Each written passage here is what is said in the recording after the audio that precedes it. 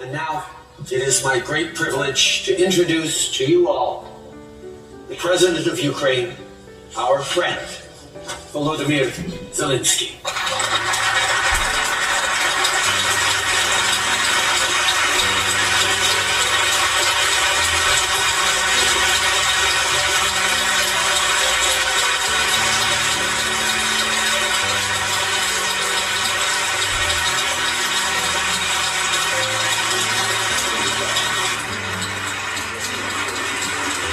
Thank you very much.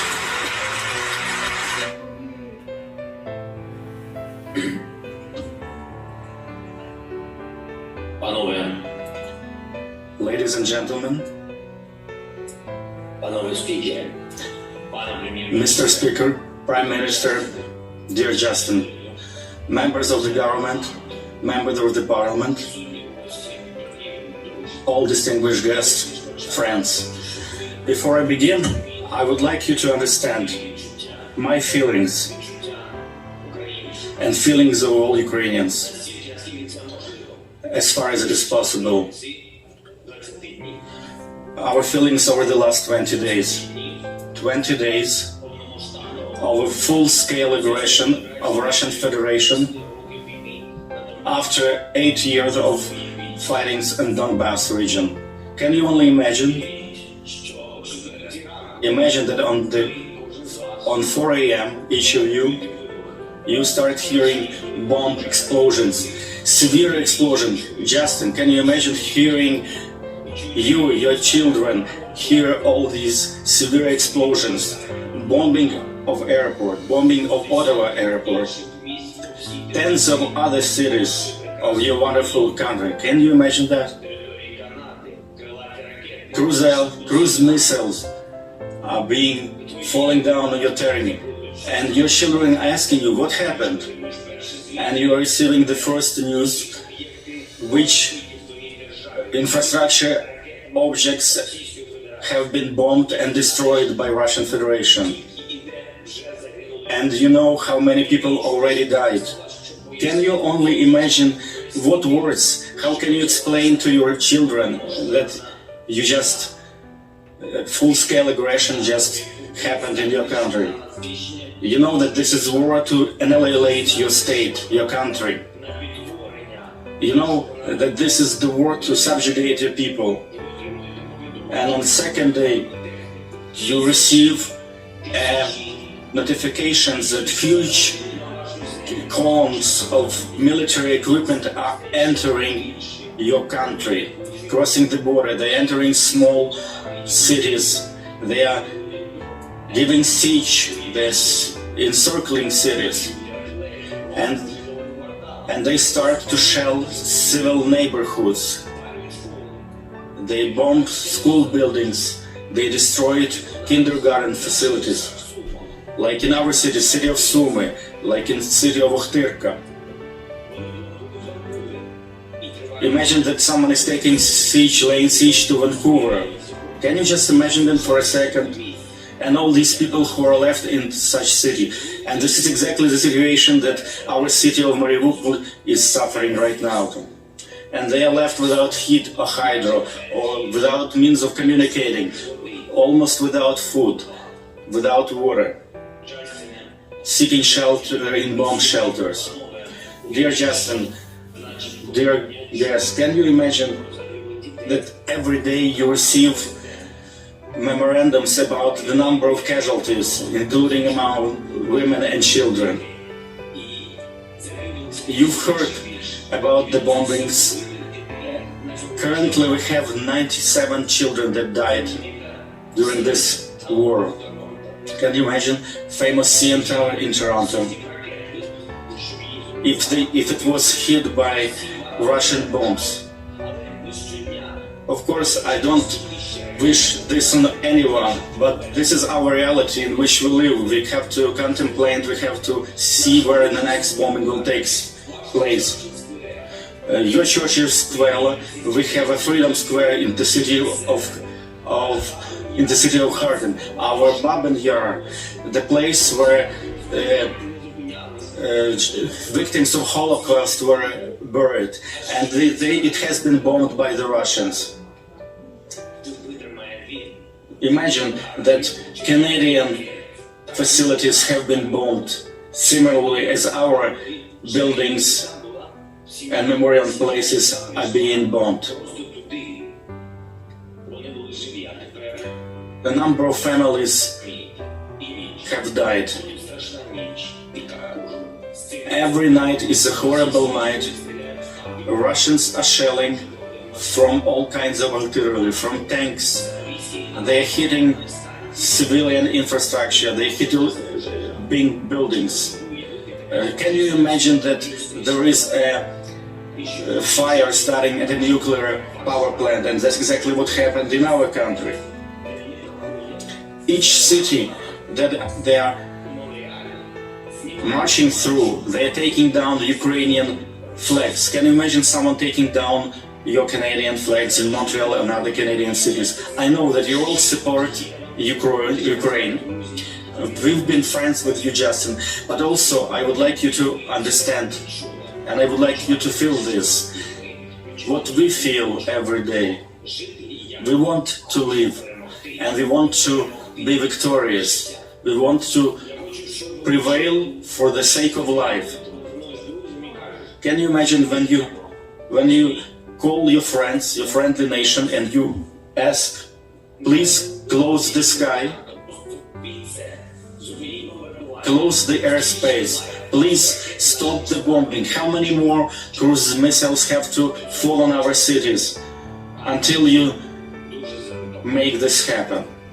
And they, in return, they express their deep concerns about the situation. When we talk with our partners, and they say, please hold on a little longer.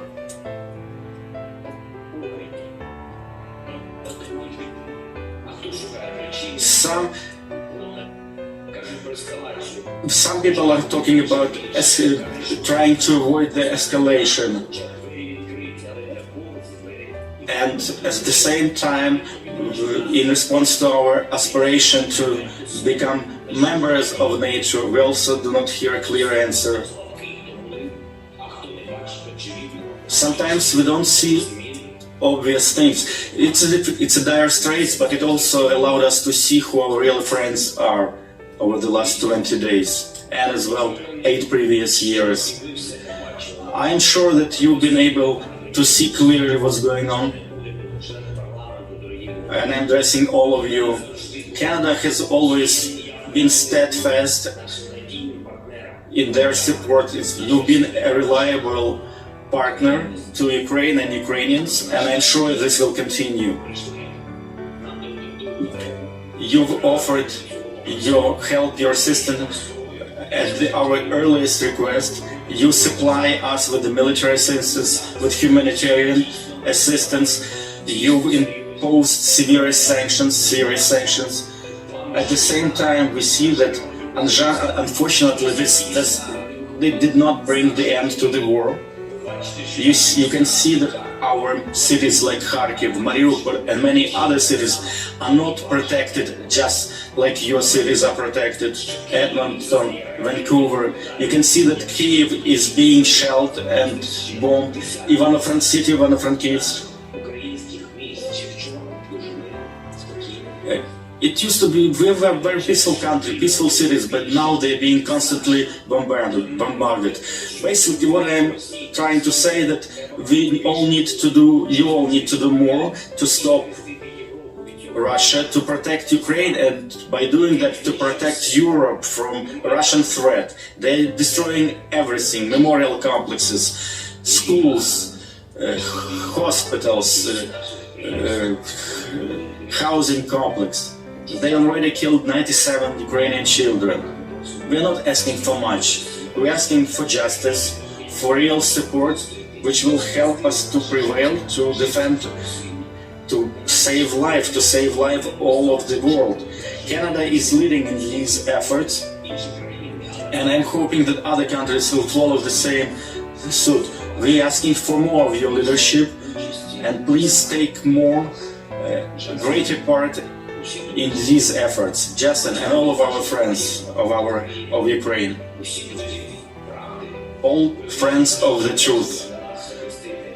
Please understand how important it is for us to close our airspace from Russian missiles and Russian aircrafts. I hope you can understand. I hope you can increase your efforts, you can increase sanctions so they will not have a single dollar to fund their war effort. Commercial entities should not be working in Russia. Probably you know better than many in any other countries that this attack on Ukraine, it's their attempt to annihilate Ukrainian people, and there is nothing else to it. This is their main objective. It's actually the war against Ukrainian people. And it's an attempt to destroy everything that we as Ukrainians do. It's an attempt to destroy our future, to destroy our nation, our character. You Canadians know very well all this. That's why I'm asking you, please do not stop in your efforts. Please expand your efforts to bring back peace in our peaceful country. I believe, and I know that you can do it. We are part of the anti-war coalition, and jointly I'm sure that we'll achieve results. I would like to also ask our Ukrainian diaspora in Canada. This is a historical moment, and we need your support, your practical support. And we hope that with your practical steps you will show that you are part of the modern Ukrainian history. Please remember, this is a practical modern-day history of Ukraine. We want to live, we want to have peace. I'm grateful to every one of you in the Parliament of Canada who is present there, to every Canadian citizen. I am very grateful to you, Justin. I am grateful to Canadian people, and I'm confident that together we will overcome and will be victorious. Glory to Ukraine. Thank you to Canada.